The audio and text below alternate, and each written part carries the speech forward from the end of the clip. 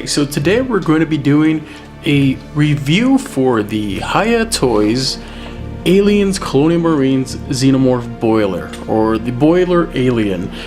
I managed to get this from a good friend of mine named Dillon, also known as Junrilara, I think I said that right, on Instagram. Do follow him there.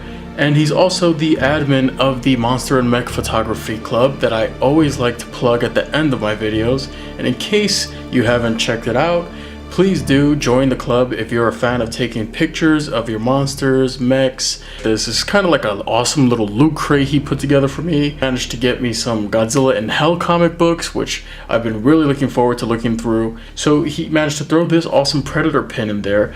And knowing that I'm a fan of the NECA, Predator, and Alien line, he threw in this exclusive loot crate Predator Jungle Demon that I wanted to get originally, but it was sold out on Big Bad Toy Store, unfortunately. So he managed to hook me up with this set, including the Xenomorph Boiler, and well, I just couldn't thank him enough. So before we get to the actual review of this guy, I just want to take a look at the really nice packaging design done on this.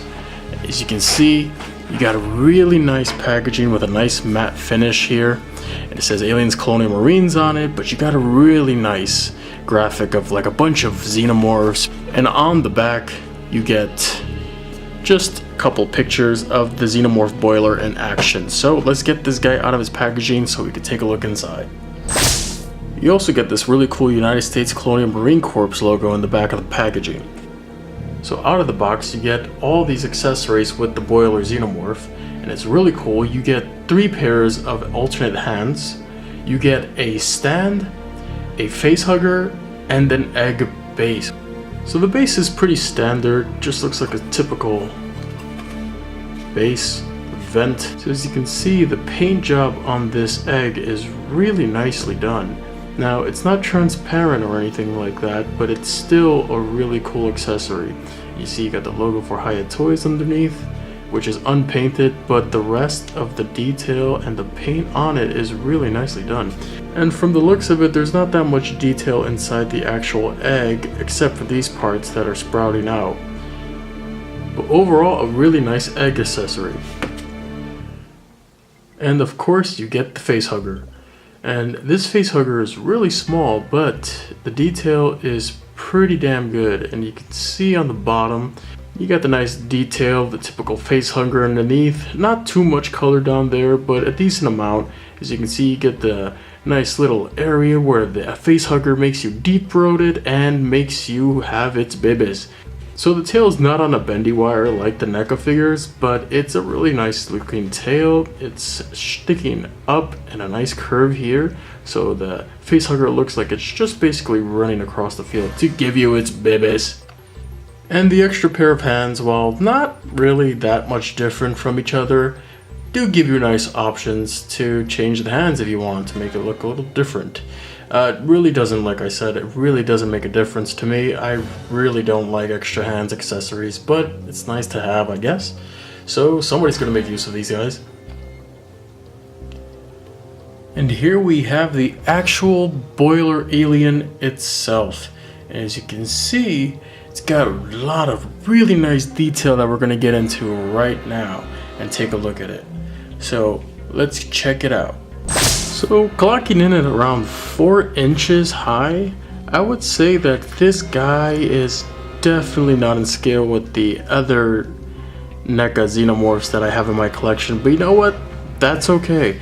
For now, I would take it because this is the only figure that we have of this particular Xenomorph. And a lot of people gave this Xenomorph a lot of flack in Alien Colonial Marines. So many people thought it was silly, it was ridiculous, and okay, the movements of the alien were kind of wonky. It would just kind of, get up and just start walking around aimlessly.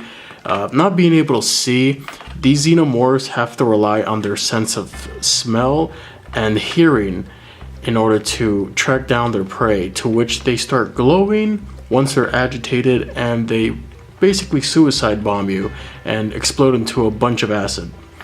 Now, what's really cool about that part of the game is that you have no weapons at all. And I thought that was a very interesting part of the game because it definitely raised this tension. Probably at the end of their life cycle. It was never fully explained, but I always thought it was a really cool concept, and I wish it was explored more in the lore. But overall, this figure is really cool looking. If we get a close-up, you can check out the details on this guy. So just by looking at the head, you get this really nice beige color of this Xenomorph, and it looks very pale. Looks old, withered. It's got that rich skull like the warrior aliens from Aliens. And here you see it has these green pustules on it that look like they're ready to pop with acid, and it's really freaking gross.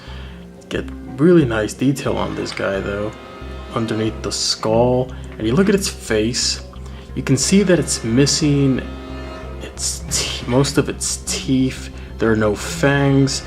Can't even see if it has the inner mouth still at this point. It just looks old and aged and withered. And I like the paint job they did on this guy. Lots of nice little specks of white on there. Really nicely done. You see you have this really nasty growth on the back of it. Looks like almost like a fungal infection or something like that. It's really cool with the usual tubing on the back. Still has most of the biomechanical traits of the classic Xenomorph warrior, and like I said before, it just looks like it's an old alien. But overall, the detail on this figure is really nice. You got the usual spines over here towards the end of the tail and the small blade. Now, in terms of articulation and movement, this guy has a pretty decent range. You can move the head up quite a bit. You can move it down. As you can see, it looks like he's serenading somebody. You can move the arms, rotate them a bit. Now, one of my biggest points of contention with this guy is the actual articulation in the elbow joints. The joint in there, whichever it may be, seems really delicate and finicky. It really doesn't want to bend too much or give too much, and unfortunately because of that, it feels very delicate, and it feels, considering how small it is and thin the arms are, if you force it too much you might end up breaking it, so definitely take it easy with those. I had to kind of move around this one arm simply because the elbow was kind of in the wrong place out of the box, but I managed to move it a bit. Another thing would have to be the rotation on the hands. For some odd reason, I'd have no idea why this happens, but whenever I rotate it, it just seems to kind of do its own thing and rotate back into place no matter how much I try to loosen the joint. See what I mean? It's weird. I don't know. But you know, I'm going to switch these hands out eventually anyway, so it's not that big of a deal. You can move him at the upper waist here, which is nice. Move him far back and forward. The legs move. They spread a little bit, but not too much. And you have a bend at the knee, and once again what feels like barely any movement around the ankle point. And I wouldn't want to stress it too much because, like I said before, delicate, you might end up breaking the figure. You don't want to do that or make the joints too weak. And last but not least, the tail, which you can see the holes in there, means it's got a bendy wire in there. Problem being that the bendy wire in here is kind of stiff and stubborn, so you're not going to get too much of a range of movement on the tail, but a decent amount regardless, so you'll be able to bend and twist for the most part. Due to the nature of the size of this figure, when I try to pull the hand out to exchange it, I unfortunately broke the soft plastic. But hey, at least it came with extra hands, right? That wasn't funny, man. Woohoo! Success! So I managed to get one of the hands out without breaking it, unlike the other hand, which is now permanently screwed because it's really too small to even get in there and pull out with a tweezer. So we gotta use some all-purpose super glue instead. Oh no, you didn't. Okay, seriously guys, you want some advice? Do not remove the hands at all. Just trying to get another one back in there is a exercise in frustration, and gosh, once you get that hand back inside, good luck trying to get it out, because once you even try, it's gonna break again, I guarantee you. Definitely the worst point of this figure are the damn exchangeable hands. It's a good thing they put a bunch of them in there because they knew at some point you were gonna have to crazy glue some of these on and you're stuck with that pose. And just a quick size comparison so you guys can see just how small the boiler alien is next to the NECA black Xenomorph from the Genocide line, Alien Egg, and the Facehugger from NECA. Now overall, I do like this guy. It's got a lot of nice detail on the paintwork and the articulation is pretty decent for its size. However, the weak joints and the skinny arms and the wrist problems, God forbid you try to exchange those hands, oh lord, you're gonna have a nightmare with those. And the diminutive size, I would have to say, this is only a recommend for true fans of the boiler alien. And if you're not a big fan of the Alien Colonial Marines game, you're probably not going to get much out of this guy. I would definitely love to see this guy in a 6-inch scale made by NECA at some point in the future. So once again guys, this was the review for the Hiya Toys Boiler Alien or Xenomorph Boiler from Aliens Colonial Marines the video game. So I hope you guys enjoyed this review and I'll see you all in the next video.